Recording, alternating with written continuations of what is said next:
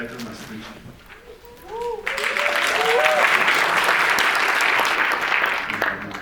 Thanks for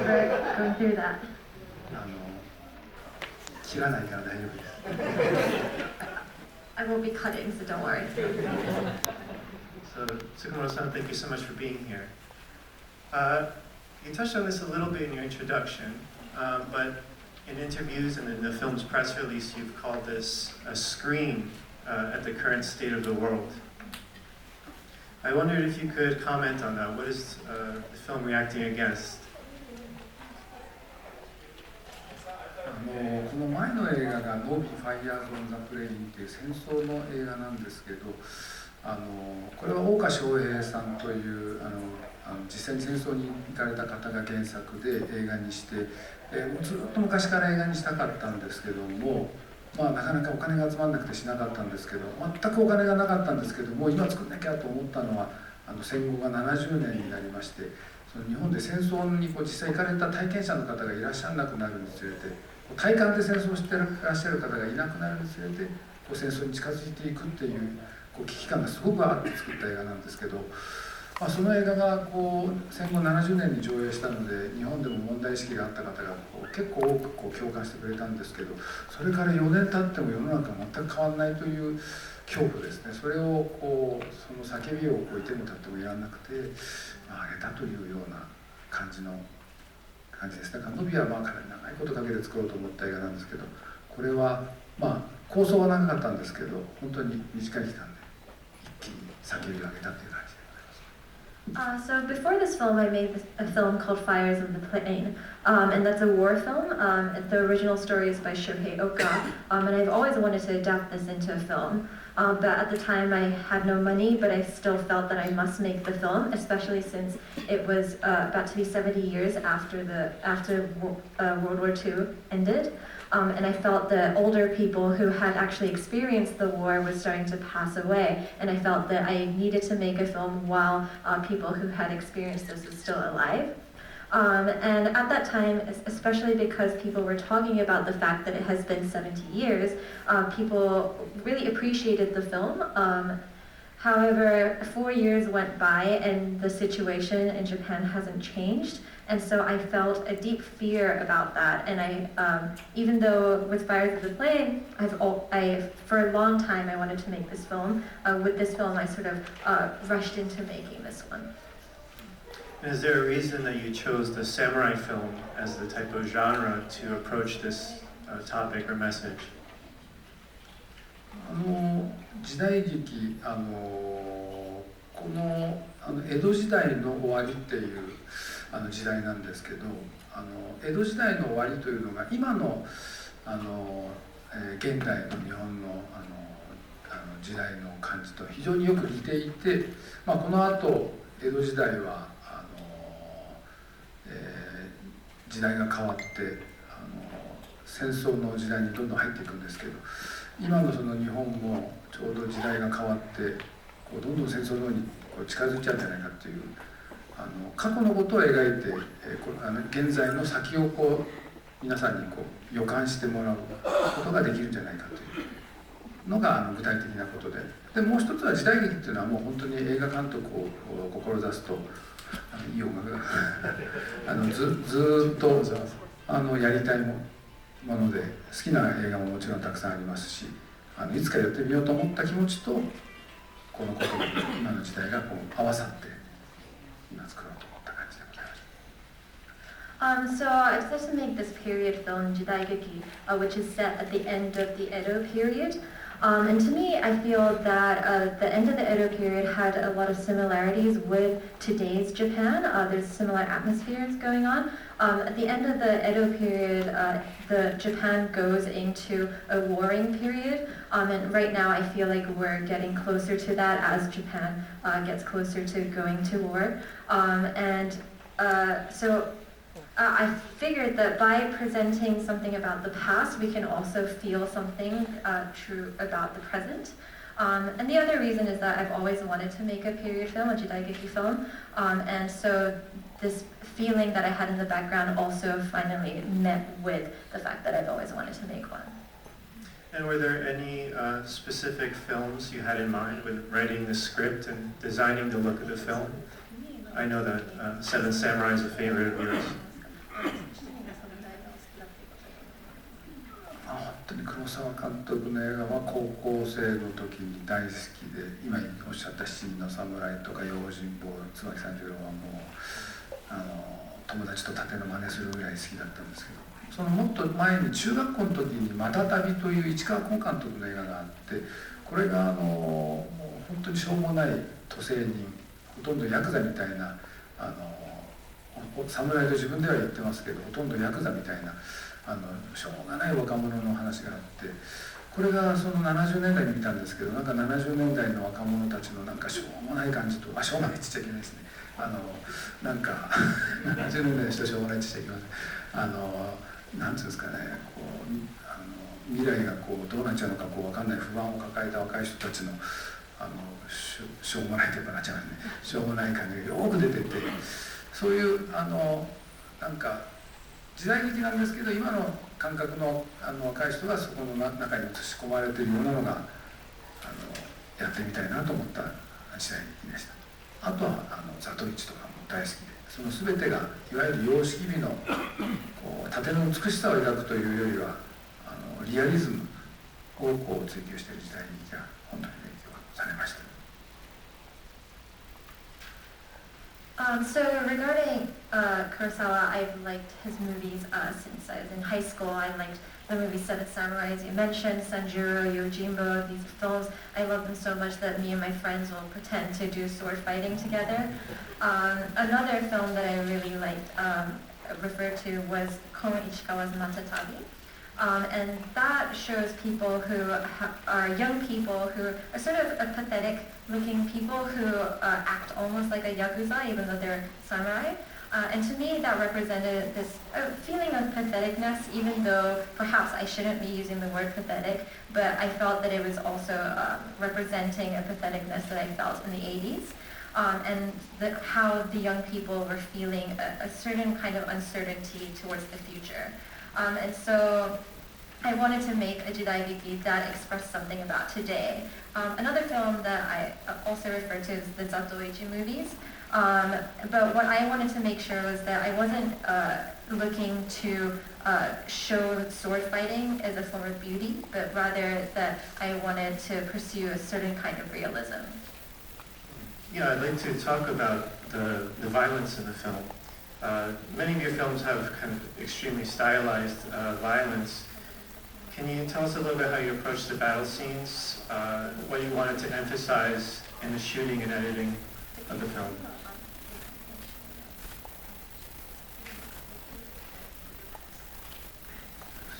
そうですね、いわゆる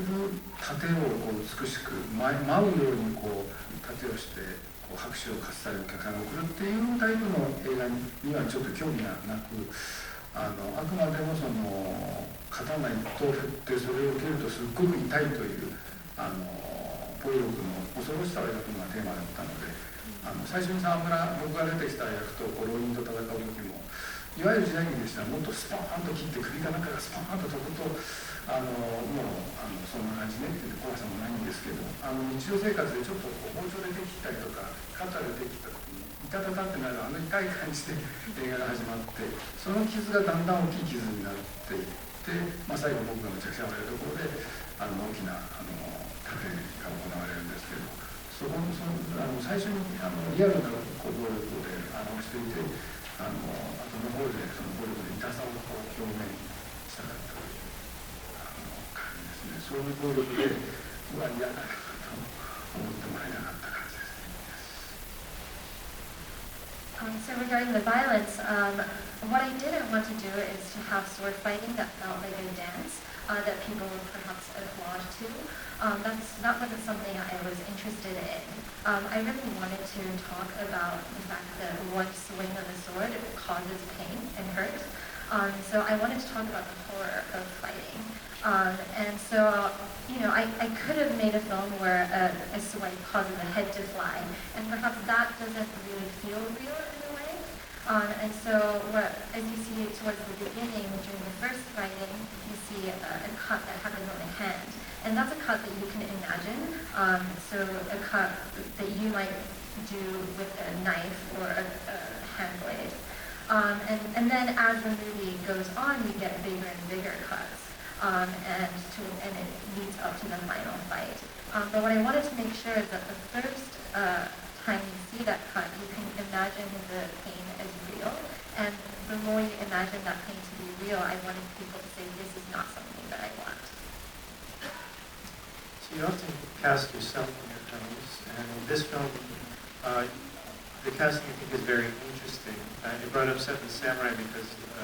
couldn't help but think of Takashi Shimura's character in Seven Samurai, who was the kind of wiser, older samurai. And although you start off that way, we start to trust you less and less until you evolve into madness. I wonder if there's some kind of comment on generational conflict. Is the older generation misguiding, misdirecting the younger generation?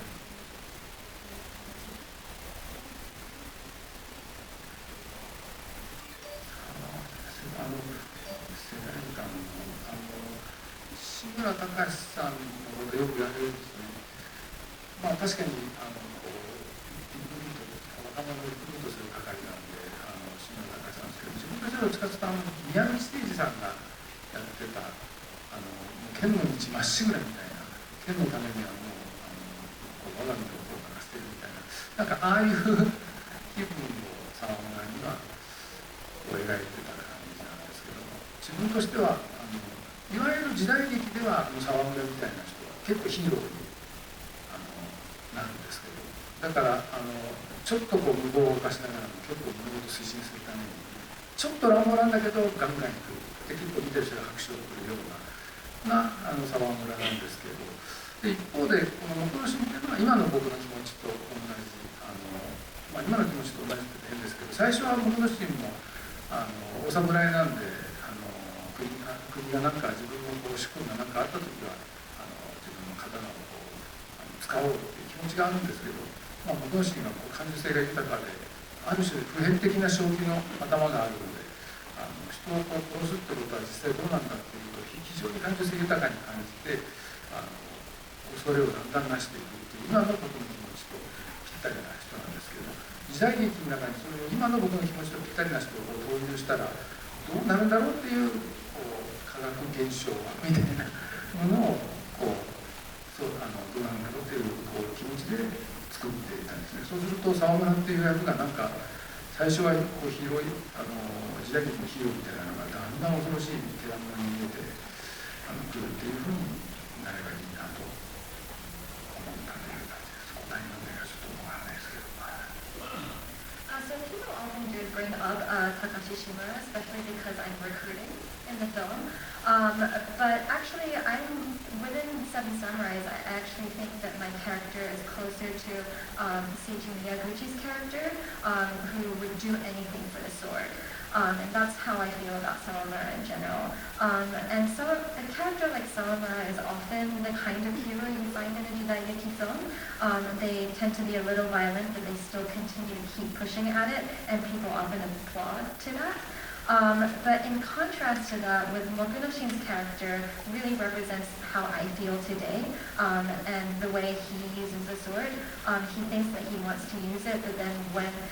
reality approaches that he has to use it, then he feels a lot of things. And Mokunoshin's character is able to feel it a lot. And he's also, I find him to be normal-headed in a way, that he can understand what it means to pull the sword and what fighting can actually do. And to me, I relate to Mokunoshin the most. And what I really wanted to do was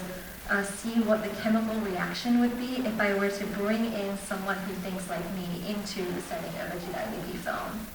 And so I also wanted to see then whether I can then cause Sawamura to start to feel more like a monster within this setting. 今時代の世代のことをおっしゃったからあれなんですけど、本当は主人公っていうのはなんか物語を切り盛りして解決していって語る質があるわけなんですけど、今のその時代、自分たち父親、大人の世代の人たちが非常に悪い世の中にもししちゃった時にすごく才能があって素晴らしい若い人たちがいても、その人たちが活躍する前にもう圧倒的にもう周りが例えば戦争するならする、それが正義だってなったらもうそっちが正義になっちゃいますんで、その若い人たちの目はもう完全に潰されてしまうという絶望、それをなんかこう映画の中で解決しちゃうと、ああよかったってなっちゃうわけですけど、ああよかったってならないでこの問題を持ち帰ってもらいたいという気持ちがあったかもしれないですね。And you spoke about the generational aspect of this, and I do feel that in order to feel catharsis from a film, it usually means that the protagonist solves something, but that's not what I was looking for, because I think, for example, if the generation of the father's generation today was turning the world into a bad place, then that causes young people who could maybe do well within a world having their roots sort of damaged and being unrooted because there's so much fighting going on in the world. So in that sense, they can't grow. And I didn't want the audience to go home after watching the film feeling, oh, all's well now. I really wanted to take this problem with them outside of the theater. I'd like to know about you a little bit too, as one of the complex character. How did you intend for her to function within the triangle, her, Sawamura, and Mokunoshin? She doesn't want Mokunoshin to go to war, but she's also kind of intrigued by Sawamura's sense of valor, at least at first. And ultimately she's made to suffer the most as a consequence of the men around her.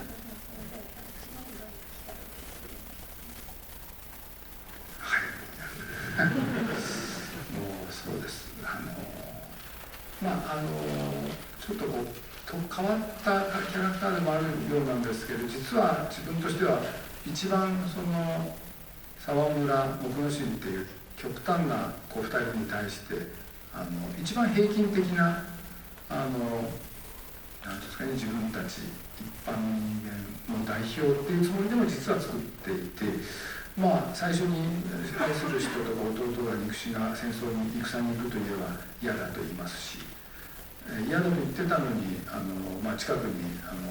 本当に悪者かどうかわかんないけど顔の見かけが悪い人が来ただけで嫌だなって思うのも自分たちですし、そしていろんな経緯があって自分の身内がひどい目に遭えばそれをもう反撃してくれって強く言うのも自分たち民主でございますので、でもそうやって何か暴力にこう訴えることにこう流されて沢村に流されてってことですから、流されていくうちに最後恐ろしい洞窟を開けなければいけないことに今自分たちに民衆は向かってんじゃないかということをなんか融合として表したかったっていうのがありますね。So yes, I do believe that what you say about you, she suffers the most in some ways, and she's depicted in a strange way perhaps, but I think, in my mind I also think that compared to Mokonoshi and Sawamura, she actually represents, in my mind, the most sort of average or regular kind of person, and represents us as citizens. And for example, Yu's character, when her lover says he wants to go fight, she doesn't want him to go. When a family member wants to go, she doesn't want that. When she sees people who look a little bit scary, even though she doesn't know if they're good or bad people, she's wary about that. And then when things happen to her family, she wants to avenge their death. And to me, she represents how a regular person or civilian may react to the situations. But yet, Sawamura's violence sort of causes her to do certain things, and it results in her in this horrific situation. And so to me, watching her trajectory is sort of suggested where perhaps we are headed as civilians today. I'll ask one more before we open up to the audience. I'm very curious about the depiction of sexuality in this film and the kind of secret rendezvous between you and Mokunoshin through the door.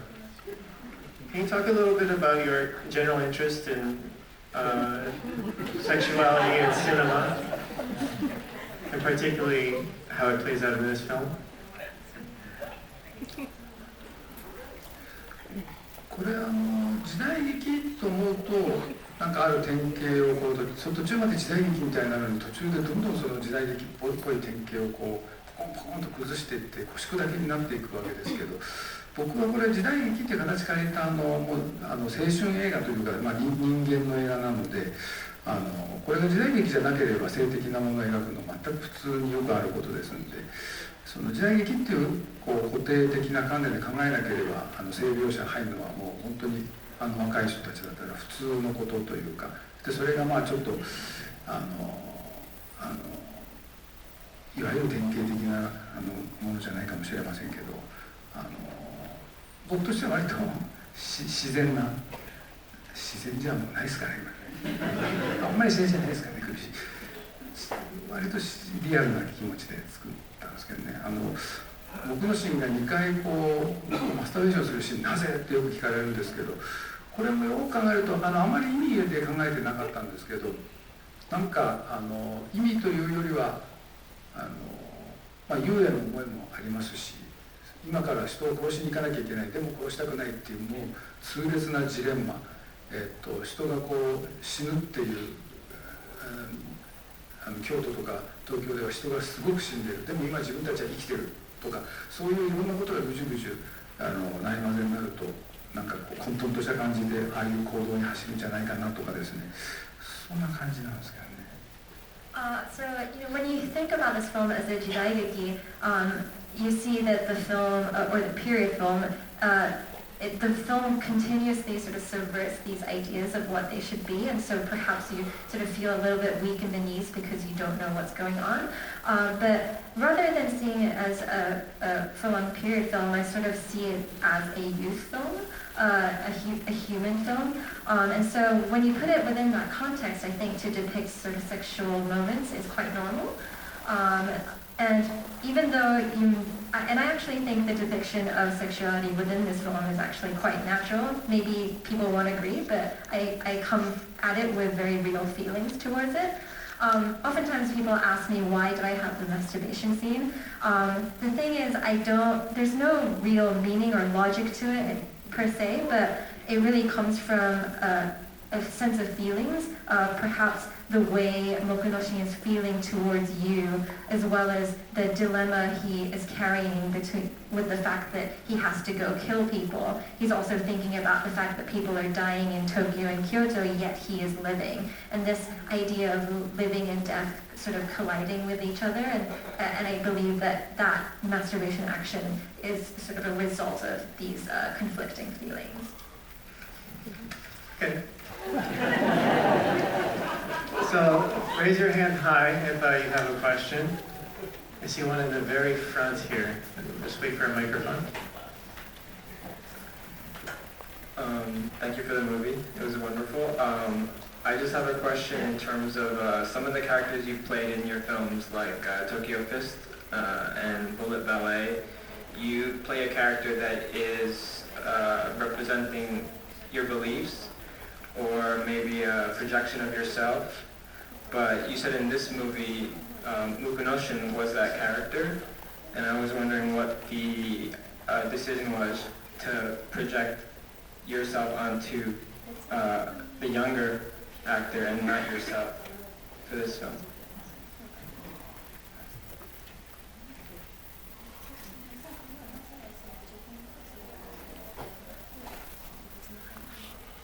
Ah, 自分が思っていることを自分がやるっていうことではないですね、いつもあんまし。むしろそのアンチみたいな役を自分がやって主人公を挑発するというような、どっちかというと僕の役としては多いんですね。主人公がいて平穏な生活を送ってるんですけど、ある日自分が暗い影で現れて、その主人公を挑発してひどい目に遭わせて、ハリウッド的な映画ですとその主人公が自分をやっつけて終わるんですけど、なぜかぐちゅぐちゅになってなんか一心同体みたいになって新しい世界をこの主人公が見ていくみたいなような話になぜかわざとじゃないんですけどいつも自然になっちゃうんですけど、そんな感じで自分自体はその自分の持っている役をやるっていうことではないですね。So I actually hardly ever play the roles that I think is myself or representative of myself. Hardly ever. In fact, I often play what I think is an antithesis to who I am. So oftentimes I have films where the protagonist is there living an ordinary life, and then I appear sort of from the darkness to challenge him and put him into coming out of the darkness. If it was a Hollywood film, I think these would conclude nicely and things would be resolved better. However, for some reason, when it comes to my films, I end up having both of these characters sort of mingling with each other and coming together and roiling in this like mess. Okay, other questions? I see in the very back.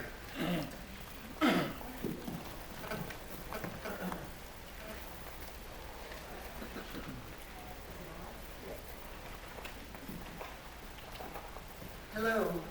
I wanted to ask about the sound in the film. Is it the same guy who does most of your movies, like from Tetsuo on? And it really is really wonderful in the points where the tension was coming together. It agitated me to the point I almost grabbed the stranger next to me. So I really liked it, but I'd like to know how you choose the music, because it's different with the drumming in the beginning and then the musical stuff. And then the wind bringing up the tension.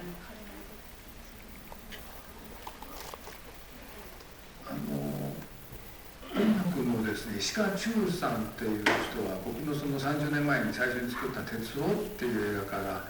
23作以外は全部石川さんにお願いしてたんですけど、でこの「ザン」も最初石川さんにお願いしていいよって言ってくださったんですけど、石川さんは映画の撮影が終わって編集してる間に亡くなられてしまいまして、それで、他の方を普通だったら探さなきゃいけないんですけど、他の方を探さなきゃなと頭では思いながらも手はそれをしないで、今まで石川さんが作ってくれた僕の映画に作ってくれた曲を全部聴いて、鎮魂の意味もあるわけですけど、そしてまた撮影は短かったんですけど編集期間たっぷり取ってあったんで、石川さんの曲を聴いて使えそうなやつを編集に貼っていって、で当然というか足らないので石川さんの奥さんにまだ使ってないけど全部もらって、それを全部聴いてこう貼っていって完成させてた。だから作曲は石川さんで、編集曲のという意味も含めての編集が僕がやらせてもらって、